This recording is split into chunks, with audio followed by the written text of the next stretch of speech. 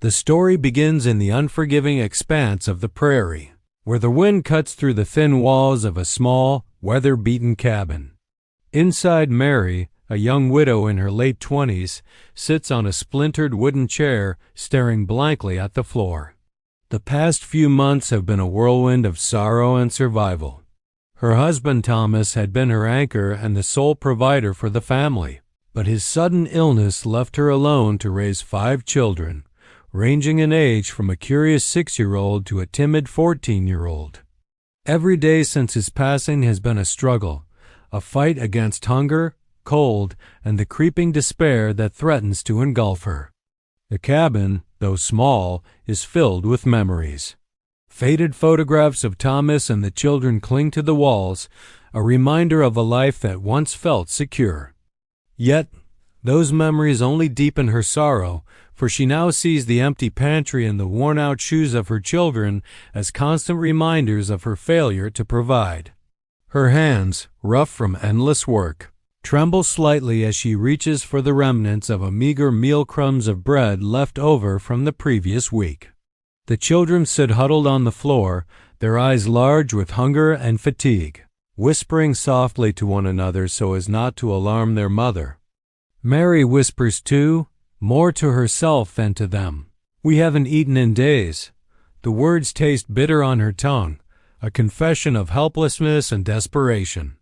Mary's mind races with worries. How will she keep the children warm through the long winter nights? How will she keep them clothed when the cold winds seep through their thin garments? Every step outside is a battle against the icy wind, and every attempt to find work or food seems doomed to fail.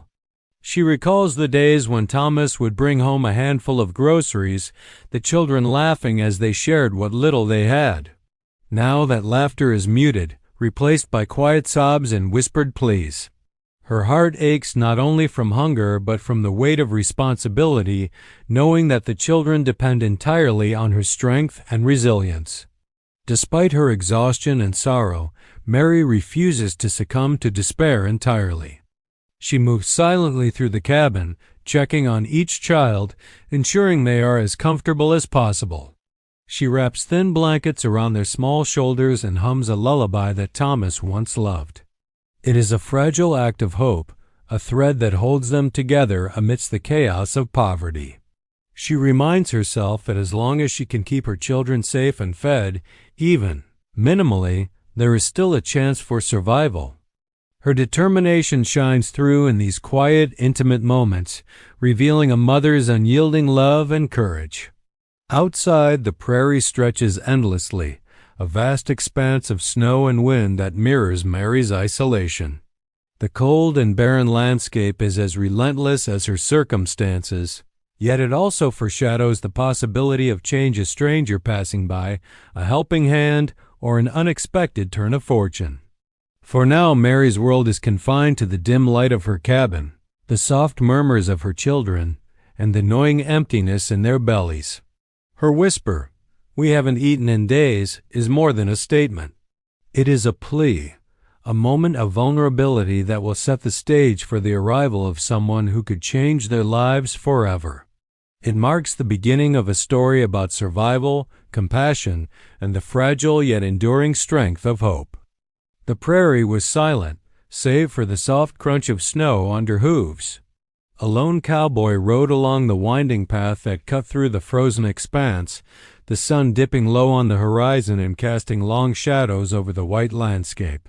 His name was Jake, a rugged man in his early 30s, known in nearby towns as a solitary figure, strong, reliable, and fiercely independent.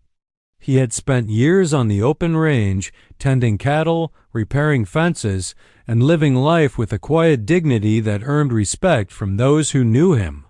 But Jake carried his own loneliness, a companion to the wide-open skies he traversed. As he guided his horse along the trail, his sharp eyes caught sight of a faint wisp of smoke curling upward from the distance. At first, he thought it might be a neighbor's fire, a sign of life in the sparse settlement. Yet something about the smoke felt different, hesitant, uneven, like it came from a struggling hearth. Curious and concerned, Jake nudged his horse forward, moving cautiously toward the cabin hidden among a cluster of leafless trees. Through the frost-covered windows, he could see flickering candlelight and shadows moving inside. The cabin appeared small and worn, its roof sagging slightly under the weight of winter snow. Jake's instincts told him that someone lived there, someone who might need help. He dismounted quietly, leading his horse to a sheltered spot behind the cabin, out of sight from the road. For a moment, he paused, surveying the landscape and listening to the faint sounds drifting from within, soft whimpers, a quiet shuffle, the muffled cries of children. Inside the cabin, Mary sensed the subtle shift in the air before she saw him. She tightened her shawl around her shoulders and whispered a warning to her children. "Stay quiet." Her heart pounded, a mixture of fear and cautious hope. The past months had left her wary of strangers. Many had passed through the prairie, offering promises they could not keep, leaving her and her children disappointed and exposed. But this man's presence felt different, steady, calm, and unthreatening. Jake knocked gently on the cabin door, and Mary hesitated for a long moment before slowly opening it. The man standing before her was tall, with broad shoulders and weathered hands, his eyes kind but filled with a quiet determination. "Evening," he said softly, tipping his hat. "I saw smoke and thought someone might need a bit of help." His voice carried no judgment, only genuine concern. Mary's instinct was to shrink back, but the look in his eyes suggested he wasn't there to pry or exploit. Jake noticed the children peeking nervously from behind their mother. He smiled gently, keeping his tone light. "No one should have to go hungry out here. I've got a bit of food with me. Maybe we can share it?" It was a simple offer, but it carried a weight of hope Mary hadn't felt in weeks. For the first time, she allowed herself to believe that help had come not through charity alone, but through someone willing to stand beside her in a world that had been merciless. After a tense silence, Mary nodded, stepping aside to let him in. Jake entered the cabin with careful respect, placing his pack on the floor and opening it to reveal bread, dried meat, and fresh milk. The children's eyes widened at the sight, and a tentative smile crossed Mary's face. The smell of warm food filled the cabin, mingling with the faint aroma of wood smoke. For a brief moment, the harsh winter and relentless struggles faded away, replaced by the comforting reality that kindness had arrived at their doorstep.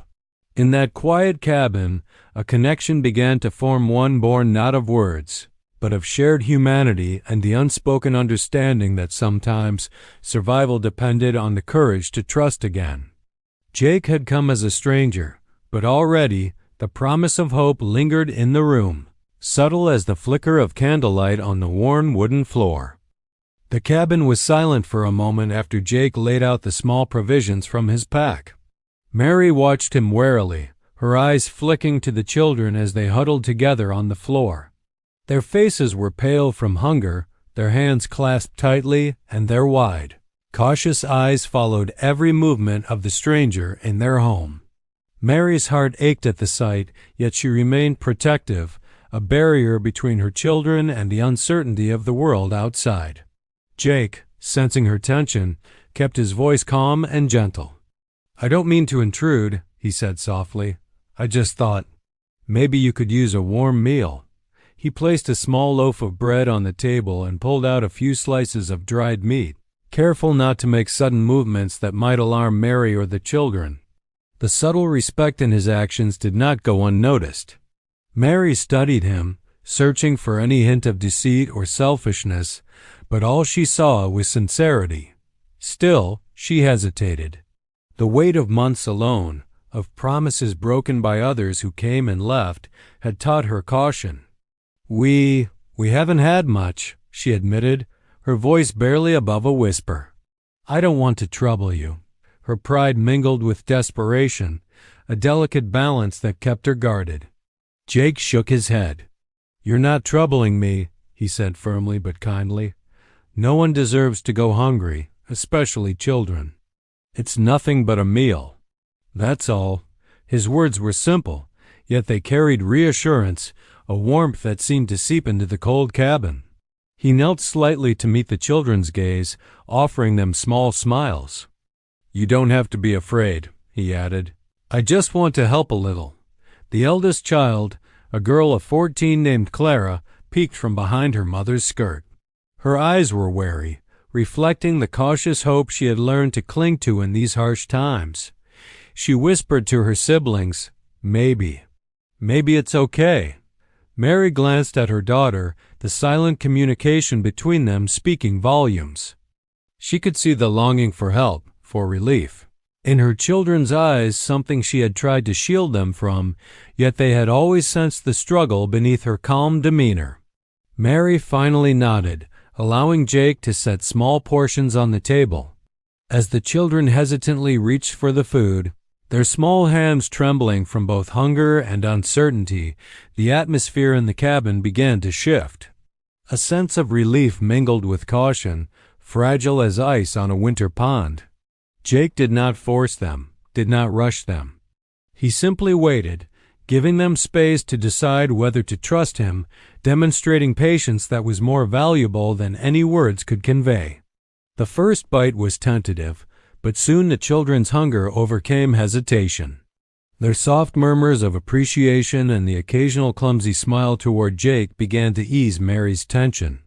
She herself took a small piece of bread, feeling its warmth and sustenance, and realized how long it had been since she had eaten without fear or distraction. The simple act of sharing a meal, something she had almost forgotten as a source of comfort, became the bridge between stranger and family, a first step toward trust. Throughout the evening, Jake kept conversation light and unintrusive. He asked simple questions about the children's day, the farm, and the weather, careful not to pry into personal grief too quickly. Mary answered cautiously, revealing only what felt safe, yet with each exchange, a small thread of connection formed. By the time the meal ended, the initial tension had eased slightly, replaced by cautious hope. In that small, dimly lit cabin, a fragile trust was born, not instant, not complete, but enough to allow the possibility of change. The first encounter was not a declaration of safety or a promise of a future, but it was the beginning of a bond forged through kindness, patience, and the recognition that even in the harshest conditions humanity could reach across uncertainty to offer comfort. Mary, exhausted yet grateful, realized that perhaps for the first time in weeks, she could allow herself to hope the cabin had grown warmer with the glow of the fire and the shared meal. The children's small bellies were finally filled, and a rare sense of calm lingered in the air. Mary sat quietly, watching them, the worry lines on her face softening just slightly. It had been so long since she had seen their smiles, even faint ones, and the relief in their eyes gave her a fragile hope she wasn't ready to fully embrace yet. She was painfully aware, though, that this relief was fleeting. Once the food was gone, the cold and hunger would return, and she feared what the next days might bring. Jake noticed her unease. He had seen this same look in the eyes of many families across the prairie, an endless cycle of struggle and resilience, pride and desperation. He understood her fear. He had lived a solitary life and had once known the sting of watching loved ones go without. "Mary," he said softly, "I don't want this to end with just a meal tonight." He paused, gauging her reaction. "I have a ranch not far from here. There's plenty of food, warm beds, and work if you're willing. You and the children don't have to spend another night like this." Mary froze. The offer was unexpected, almost unreal. She felt a surge of conflicting emotions, gratitude, fear, pride, and suspicion. She had been on her own for months, used to facing hardship without asking for help, and the thought of imposing on a stranger, even one as kind as Jake, made her uneasy. I can't ask that of you," she whispered, shaking her head. "You don't know us. We're just strangers." Jake shook his head firmly but gently. "I know what it's like to be alone, to struggle, and to want someone to care. I'm not asking for much, just a chance to make sure you and your children are safe and fed." That's all." His voice was steady, carrying a quiet insistence that made it hard to refuse. "No strings, no obligations. Just a roof, some warmth, and a hot meal that doesn't run out at the end of the night." Mary looked at her children, who were now quietly observing the exchange. Their eyes, wide and hopeful, reflected the hunger for safety and stability she had tried so hard to protect them from. Her gaze returned to Jake, taking in his sincerity, his weathered but gentle face, the quiet strength that seemed to radiate from him. The children's subtle expressions of curiosity and tentative trust nudged her decision forward. She realized that pride and fear were luxuries she could no longer afford survival, and the well-being of her family had to come first. Finally, Mary nodded, her voice barely above a whisper. "All right. We'll go with you." Relief mingled with nervous anticipation as she spoke, and the tension in the cabin eased slightly. Jake smiled, a warm, reassuring grin that made the children relax further.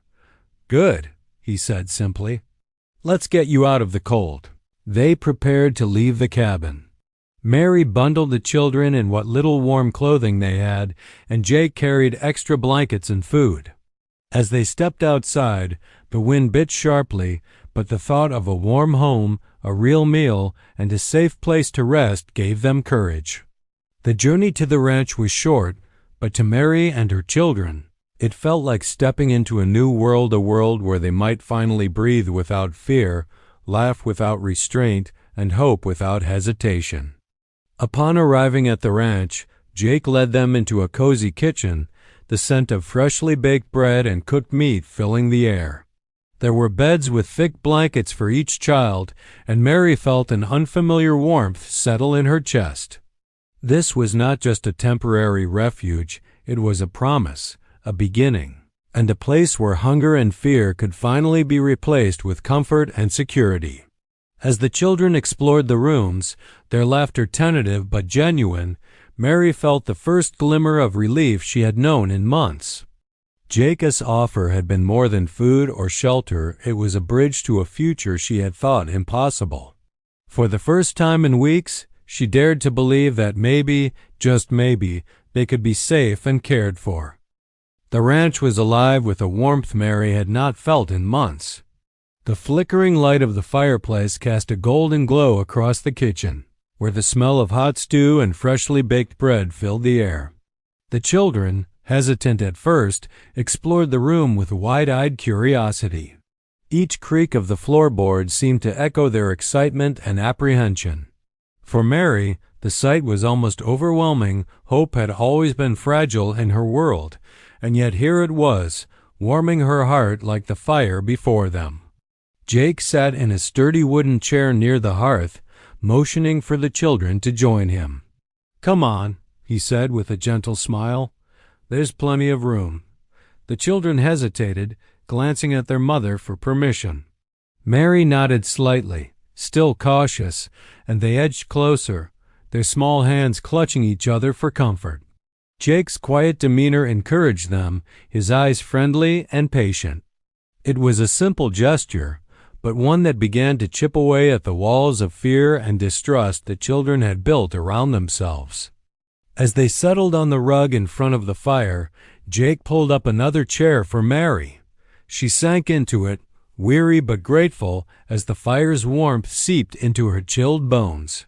For a few moments, silence reigned, filled only by the soft crackling of burning logs. Then, in a voice that was barely above a whisper, Jake asked, "So, tell me a little about you all." His words were not probing, not demanding. They were an invitation, a gesture of genuine interest and care. Mary hesitated, the weight of her recent struggles pressing heavily upon her chest.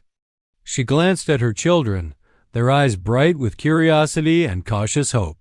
Slowly, she began to speak, telling Jake about Thomas, her late husband, and the life they had built together before tragedy struck. She spoke of the children's birth dates, their little quirks, their laughter, and even the hardships they had endured. As she spoke, Jake listened attentively, nodding occasionally, never interrupting, allowing her story to unfold naturally. The children, inspired by their mother's openness, began to share their own small stories. Clara, the eldest, described how she tried to help with chores and care for her siblings. The younger ones spoke of school, friends they missed, and simple joys like playing in the snow or spotting a rare bird in the prairie sky. Jake encouraged them gently, asking questions about their favorite things, about their hopes and dreams. The conversation was simple, yet for these children, who had known little trust and security, it was revolutionary. For Mary, it was a balm to her weary soul. Her children could smile again, even if just for a little while. As the fire crackled and the night deepened, a sense of calm settled over the room. Jake shared glimpses of his life on the ranch, long days tending cattle, fixing fences, and living alone in the wide-open prairie.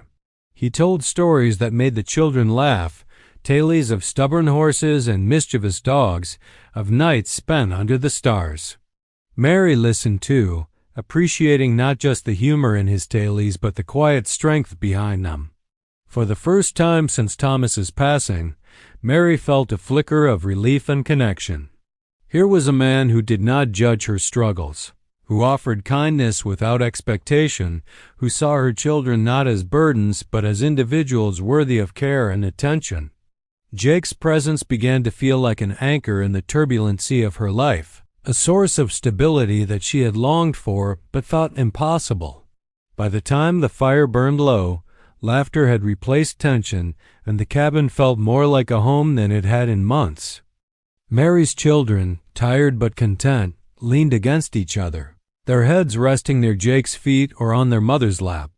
Mary herself felt the weight of isolation begin to lift, replaced by the tentative hope that, perhaps, this man could be more than just a stranger.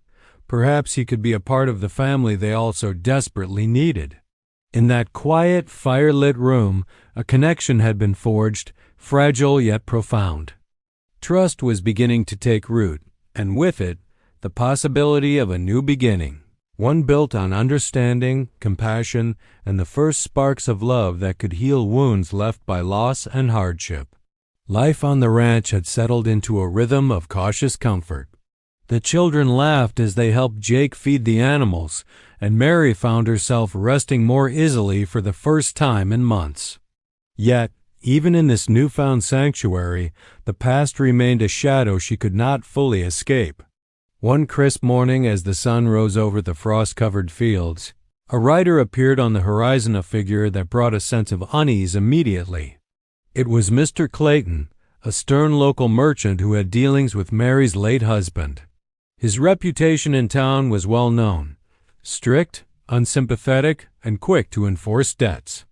Mary's heart sank as the rider approached, the sound of hooves on the frozen ground echoing her worst fears.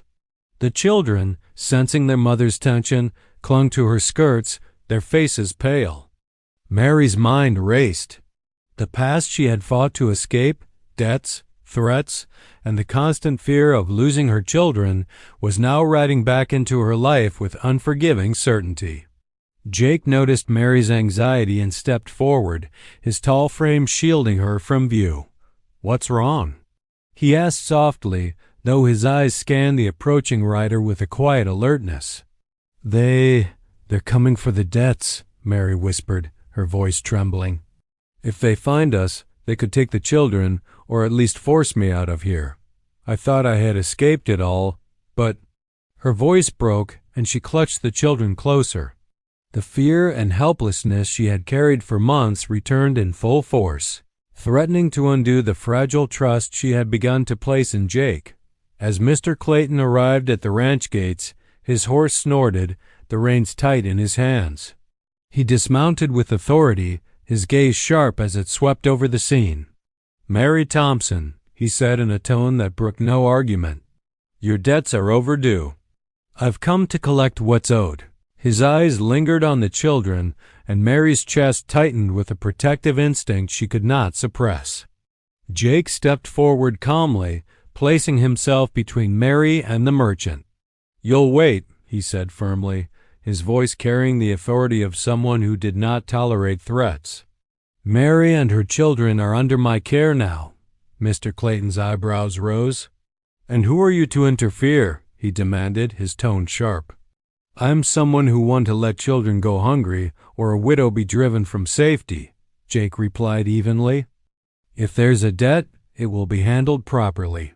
But you'll not frighten these children or threaten their home." The tension in the air was palpable. Mary felt a mixture of awe and relief at Jake's courage. For the first time, she realized that she did not have to face these threats alone. Jake's presence was more than protective, it was empowering, giving her the courage to stand firm alongside him. A heated discussion ensued. Mr. Clayton argued the legality of his claims, while Jake countered with reason, tact, and the undeniable moral authority of protecting those who could not defend themselves. Slowly, the merchant's resolve wavered. The sight of the united family and the unspoken strength Jake radiated tempering his insistence. By the end of the confrontation, Mr. Clayton agreed to defer the collection and to consider a fair arrangement, though not entirely pleased. Once the man left, Mary sank to the ground, her children clinging to her, tears and relief mingling on their faces. Jake knelt beside them, offering quiet reassurance. "It's over for now," he said gently. "You're safe." In the aftermath, Mary realized how precarious her life had been. She had believed that survival depended solely on her own strength, yet now she understood that trust and support, though difficult to embrace, were vital. Jake's steadfast presence had shown her that safety, love, and security were not just wishes, but achievable realities when someone willing to fight for them stood beside her. That day marked a turning point. While threats from the past could still return, Mary and her children had found a protector, and in Jake, not just a savior, but a partner who could help them rebuild the life they had almost lost. After the confrontation with Mr. Clayton, the ranch felt both safer and more fragile. Mary and her children clung to each other, grateful for Jake as protection, yet still haunted by the reminder that the world outside could be harsh and unforgiving. For Mary, the reality sank in. She could no longer rely solely on her own strength. Survival demanded support, and perhaps, she realized reluctantly, it also demanded trust. Jake, aware of this, knew he had to act decisively. He could not merely provide temporary comfort. He had to ensure that Mary and her children could remain safe, fed, and secure for the foreseeable future. Early the next morning, before the children stirred, he saddled his horse and set out for the nearby town. The streets were already alive with merchants, farmers, and townsfolk conducting their daily routines, but Jake moved with purpose. He carried with him both the moral authority of protecting a vulnerable family and practical solutions for their survival. First, he visited the town clerk to arrange legal protections for Mary and her children. Through careful negotiation and clear documentation, he ensured that no immediate claims could threaten their home or possessions. Every step he took was measured, deliberate, and aimed at securing a stable foundation for the family. He understood that words alone would not suffice. Action, backed by knowledge and influence, was essential. Next, Jake approached the local suppliers who had previously extended credit to Thomas. His calm but firm demeanor and clear explanation of Mary's circumstances softened even the most skeptical merchants. He arranged for a steady supply of provisions on fair terms, ensuring the family would have consistent access to food and necessities.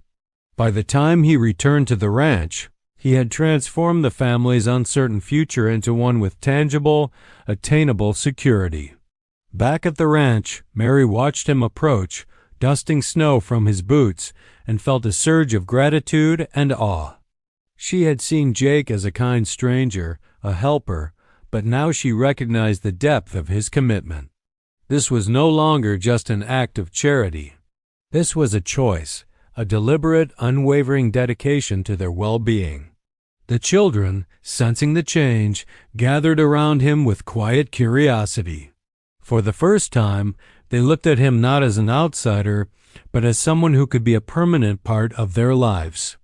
As the evening settled over the ranch, Jake prepared a hearty dinner for the family, the warmth of the hearth contrasting with the cold world outside.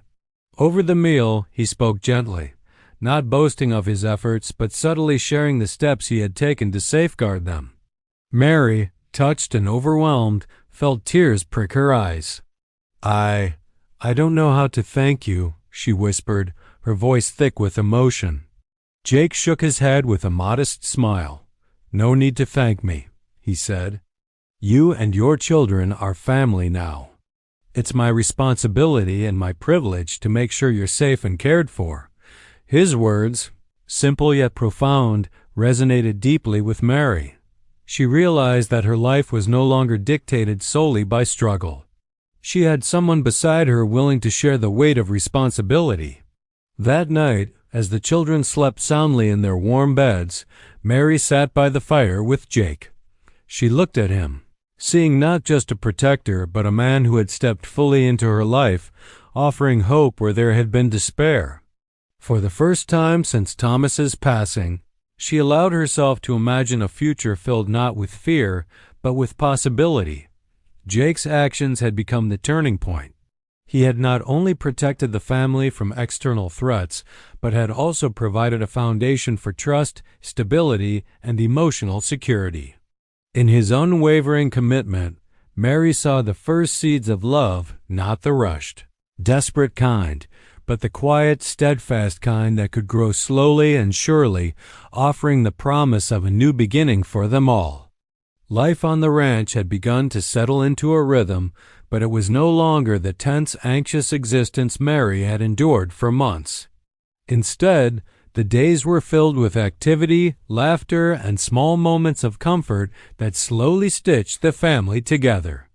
Jake had become more than a protector. He was a guide, a companion, and a steady presence that the children, and Mary herself, could rely on.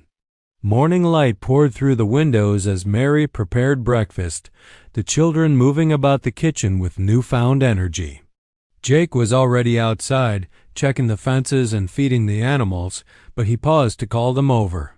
"Clara, Henry, Emily, come on. Let's see who can gather the eggs fastest," he said with a grin. The children giggled, racing toward him and feeling a thrill in their chests that had been absent for too long. Mary watched, a warm sense of relief spreading through her. For the first time, she saw her children truly happy, their laughter unhindered by fear or hunger. As the days passed, small routines developed. Jake taught the children how to ride horses safely, how to tend to the livestock, and even simple carpentry skills that helped maintain the ranch. The children responded eagerly, their initial caution giving way to trust and admiration. They began to look up to Jake not only as a caregiver, but as someone whose presence brought stability and joy. Mary observed quietly, grateful for the patience and kindness he showed. Even in moments of mischief or minor rebellion, Jake handled the children with gentle authority, a balance of firmness and warmth that Mary admired.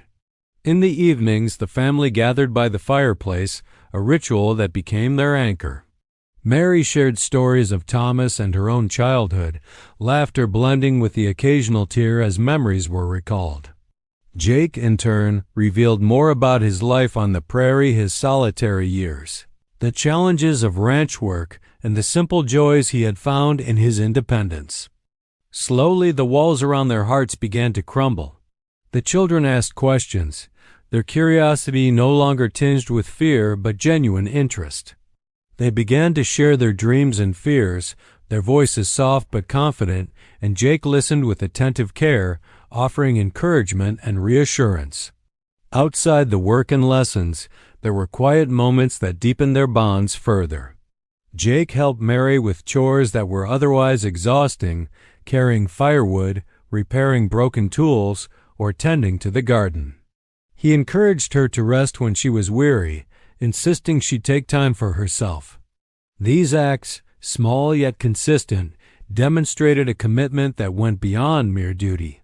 They showed love through action, a steady presence that Mary and her children could trust implicitly. Mary herself began to relax in ways she had not allowed for months.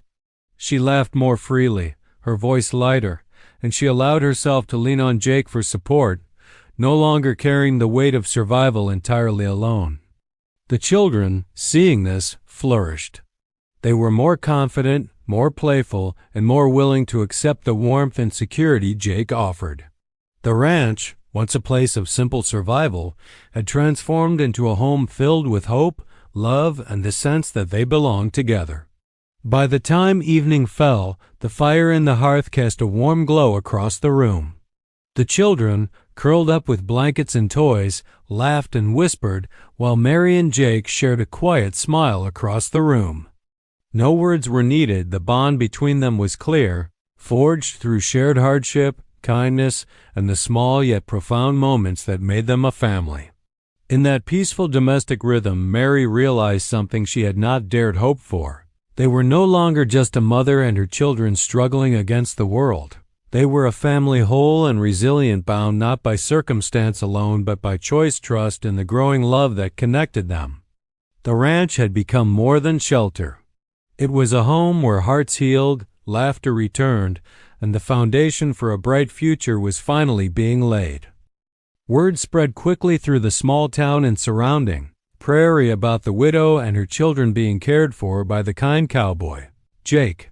At first, neighbors and townsfolk were cautious, whispering among themselves. Rumors traveled faster than facts, and many questioned the wisdom of allowing a lone man to take responsibility for a family he barely knew. Mary, though grateful for Jake's protection, was wary as well. She had lived long enough to know that judgment and gossip could often be harsher than the hardships of poverty. Jake, however, remained undeterred. He knew that the strength of a family did not exist in isolation. It required the support and goodwill of the larger community. One morning, he rode into town to speak with local merchants, teachers, and neighbors, explaining the situation. He did so with quiet humility and unwavering honesty, emphasizing Mary's resilience, the children's potential, and his desire to provide a safe and nurturing environment for all of them. His sincerity was difficult to ignore. Slowly, hearts began to soften. The baker offered extra bread, no questions asked, while the blacksmith provided tools for the ranch chores. The school teacher agreed to help the children catch up on lessons they had missed during their months of struggle. Even those who had once been skeptical or indifferent began to see the change in the family, noticing the laughter of the children and the visible relief on Mary's face. Jake's steadfast commitment had won their respect, and the community began to rally around the family in small but meaningful ways. To celebrate this newfound support, Jake suggested a small gathering at the ranch, a simple feast to welcome the neighbors, express gratitude, and solidify the bonds that had begun forming. The idea was met with warmth and interest. On the chosen afternoon, the ranch bustled with activity as neighbors arrived bearing dishes, baskets of fruit, and baked goods. The children, initially shy, soon warmed to the visitors, showing off little chores they had learned and stories of life on the ranch. Mary watched, her heart swelling with emotion as she saw her children interacting freely, their faces lit with curiosity and joy rather than fear. Jake worked quietly behind the scenes, ensuring that everyone felt welcome. He guided conversations, shared stories, and made sure Mary had space to greet guests without feeling overwhelmed. The fire crackled, the aroma of the food mingled with the sweet scent of the prairie air, and laughter filled the previously quiet ranch. For the first time in months, Mary felt a sense of belonging, not just for her children, but for herself. She realized that their survival was no longer a solitary struggle. It was now part of a larger network of compassion and support. The celebration also marked an important milestone for the children. They had once known hunger, fear, and isolation, but now they danced in the snow outside, their laughter mingling with the voices of friends and neighbors. Clara and her siblings felt accepted and safe, a feeling that had been foreign for far too long. Jake's presence remained steady, a silent anchor, while Mary embraced the warmth of community around her. As the day wound down, neighbors began to leave, offering encouraging words and promises of continued help. Mary stood beside Jake, watching the last of the guests depart. "I never thought that people could care so much," she said softly, a tear sliding down her cheek. Jake took her hand gently. "It's not just about care," he said. "It's about seeing a family that deserves a chance and giving them the support to thrive. You and the children have shown strength. The community is just catching up." In that moment, Mary understood fully that they had not only survived hardship, they had begun to thrive. The acceptance of the community, combined with the love and protection Jake offered, meant that life on the prairie would no longer be a lonely struggle.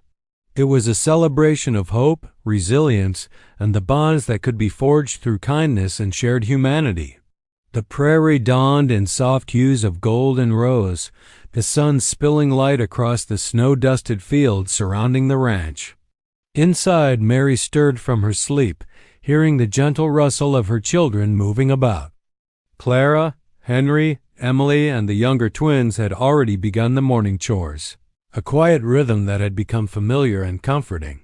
There was no longer the tense air of desperation that had haunted them for so long, no empty stomachs, no trembling fear.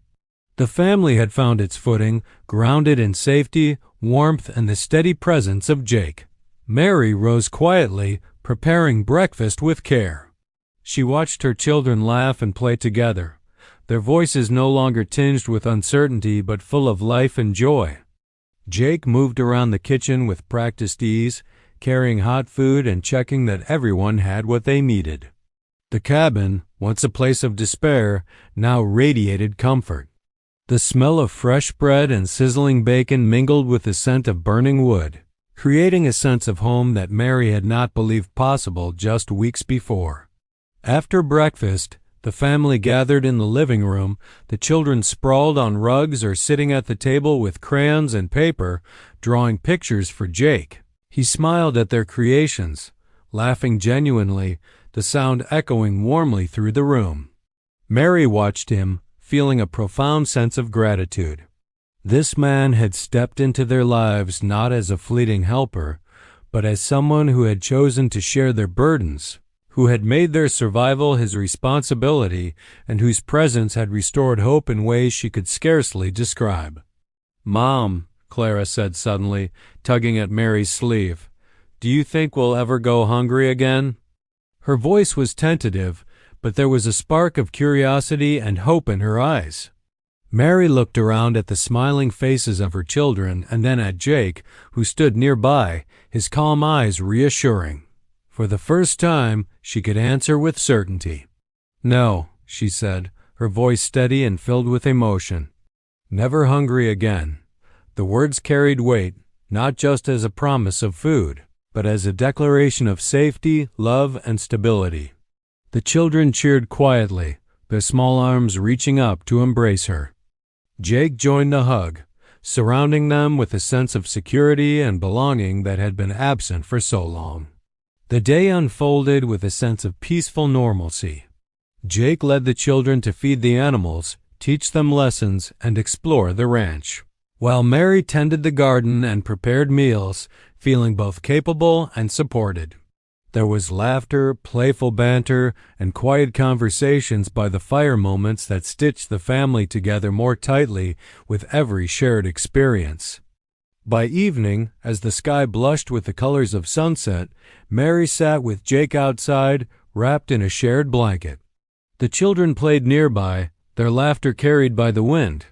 "I can't thank you enough," Mary said softly, resting her head against his shoulder.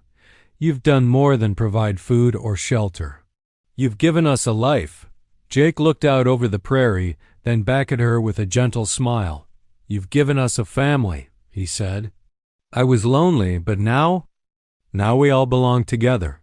And as long as we have each other, there will be no more hunger, not in our hearts, not in our home." As the sun dipped below the horizon, The fire crackled in the background, casting a warm glow over the cabin and the ranch.